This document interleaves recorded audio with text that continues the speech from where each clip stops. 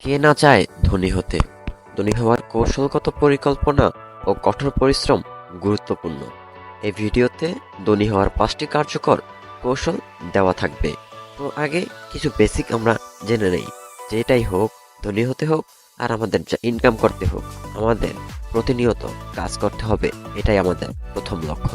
তো চলে যাই আমরা আয়ের উৎস, অর্থাৎ 1 নম্বরে আমি যেটা বলবো, আয়ের উৎস বৃদ্ধি করুন। যেমন একাধিক আয়ের উৎস তৈরি করুন, পার্ট টাইম কাজ করুন বা ফ্রিল্যান্সিং এর প্রচেষ্টা করুন। স্টক মার্কেট করতে পারেন আপনি চাইলে, এবং ব্যবসা শুরু করুন বা বেসিক কিছু ইনকামের শুরু করুন। এভাবে আপনি আয়ের উৎস বৃদ্ধি করুন। এখন আপনার প্রশ্ন থাকতে পারে যে ভাই, বেসিক ইনকামটা কি? বেসিক ইনকাম বা প্যাসিভ ইনকাম। প্যাসিভ ইনকামটা কি ভাই?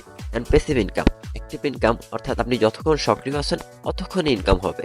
আর প্যাসিভ ইনকাম এমন একটা ইনকাম, আপনি ঘুমিয়েও থাকলেও আপনার ইনকাম হবে। যেমন আপনার বাজারে 2টা দোকান আছে, আপনি ওইগুলো থেকে প্রতি মাসে ভাড়া নিতেছেন, এটাকে বলা হয় প্যাসিভ ইনকাম। তো চলে যাই আমরা 2 নম্বরে কি আছে?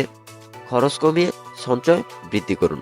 যেমন আপনি অপ্রয়োজনীয় খরচগুলো বন্ধ করে দেন, মাসিক বাজেট তৈরি করুন, আপনার সঞ্চয়ের একটি অংশ বিনিয়োগ করুন। এখন আপনার প্রশ্ন, ভাই বিনিয়োগ কি? ভাই, বিনিয়োগ সেই জিনিস যে আপনি যেই টাকাটা অহেতুক খরচ করতেন, অপ্রয়োজনীয় কাজে খরচ করতেন, ওই টাকাটা আপনি কোনো একটা কাজে খরচ করতেছেন এবং ওইটা দিয়ে আপনার পরবর্তীতে লাভ হবে, এটাকে বোঝানো হয়েছে বিনিয়োগ। আপনি সঞ্চয় করতে পারেন, সঞ্চয় তো আমাদের বাঙালিরা অবশ্যই বোঝার কথা, টাকা জমানো আর কি। তো 3 নাম্বার, অর্থ সম্পত্তির জ্ঞান বাড়ানো। অর্থ সম্পত্তি নিয়ে পড়াশোনা করুন, অর্থাৎ অর্থনীতি নিয়ে পড়াশোনা করুন। দেশের অর্থনীতি অবস্থা বুঝতে পারবেন এবং আপনি অর্থের সঠিক ব্যবহারও বুঝতে পারবেন। ফিনান্সিয়াল প্ল্যান শিখুন। এখন ফিনান্সিয়াল প্ল্যানটা কি?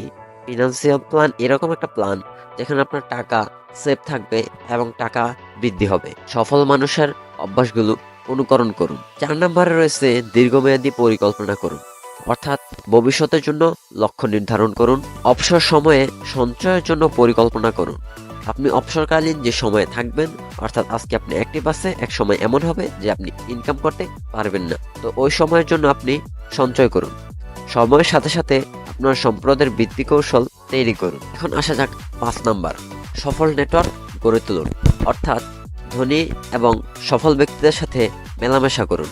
আপনার যোগাযোগ বৃদ্ধি করুন, সুযোগ কাজে লাগানোর জন্য প্রস্তুত থাকুন সর্বদা। এবং সর্বশেষ আমি একটা কথা বলবো, ধৈর্য ধরুন এবং নিয়মিত কাজ করুন।